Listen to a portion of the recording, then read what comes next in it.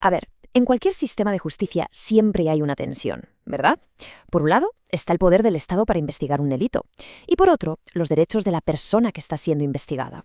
Hoy vamos a desgranar una pieza clave que intenta mantener ese equilibrio en el sistema peruano, la tutela de derechos. Pensemos en esto un momento. Una persona está bajo investigación. Todavía no hay juicio, ni mucho menos un veredicto, pero toda la maquinaria del Estado ya se ha puesto en marcha. Entonces, la pregunta es, ¿quién se asegura de que sus derechos fundamentales se respetan en esa fase que es tan crítica?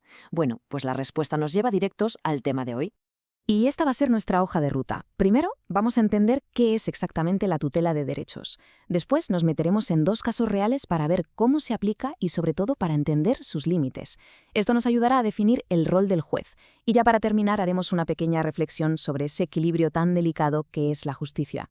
Venga, vamos al lío. Como decíamos, en todo sistema judicial hay una tensión que es inevitable. Por un lado, el Estado necesita herramientas y poder para investigar crímenes, lógico. Pero por otro, el individuo necesita un escudo, una protección frente a posibles excesos de ese mismo poder. Pues bien, justo en ese punto intermedio es donde aparece la tutela de derechos.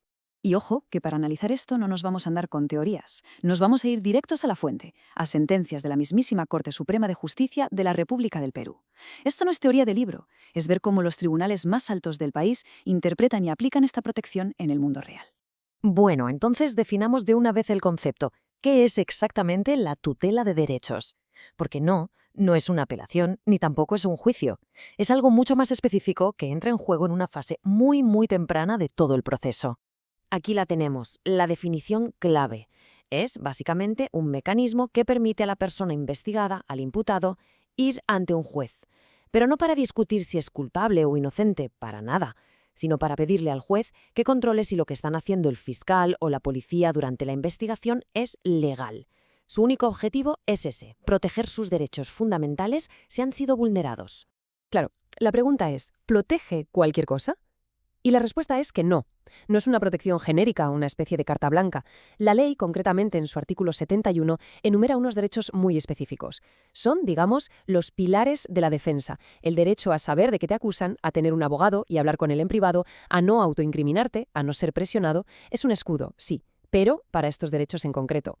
Y la mejor manera de ver cómo funciona esto en la práctica y sobre todo cuáles son sus límites es con un caso real.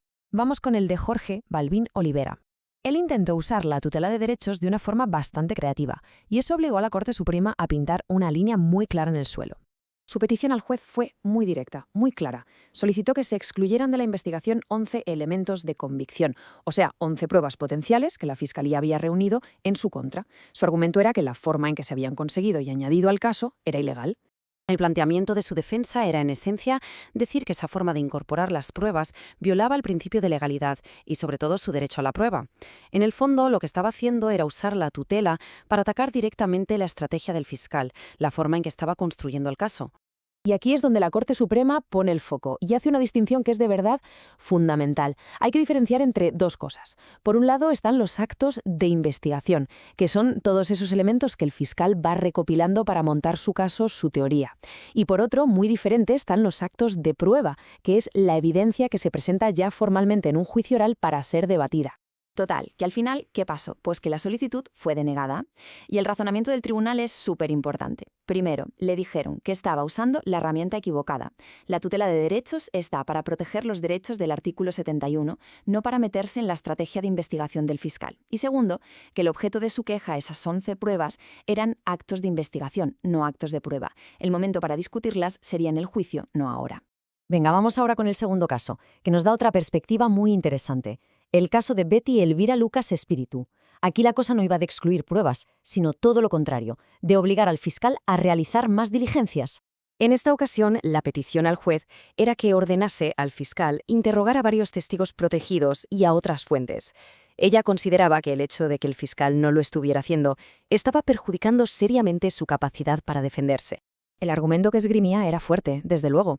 Sostenía que esa omisión del fiscal, ese no interrogar, estaba vulnerando su derecho de defensa, el principio de legalidad y su derecho a contradecir las pruebas.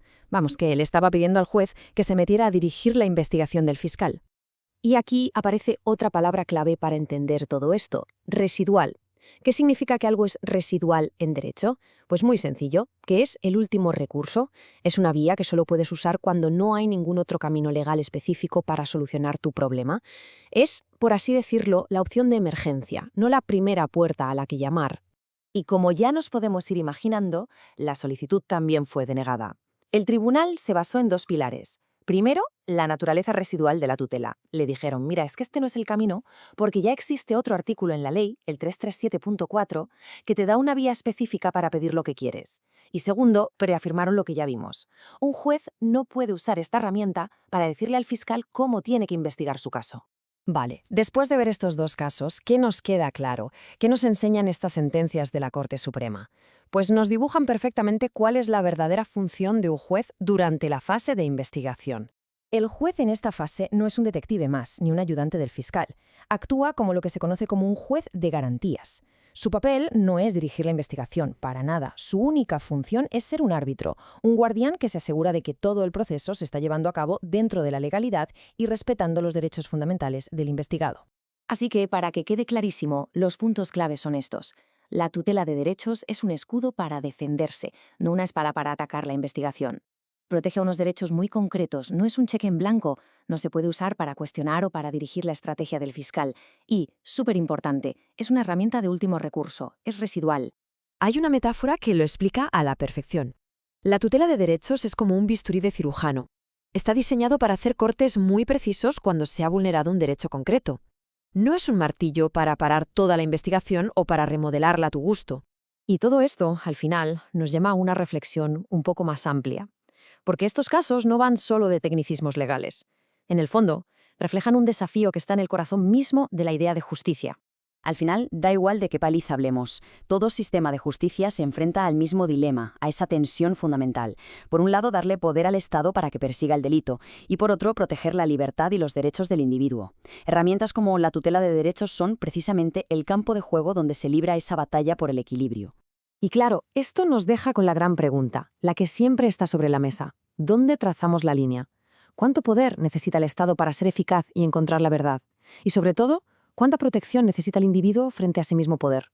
No hay una respuesta fácil, y es precisamente ese debate constante lo que va dando forma a la justicia.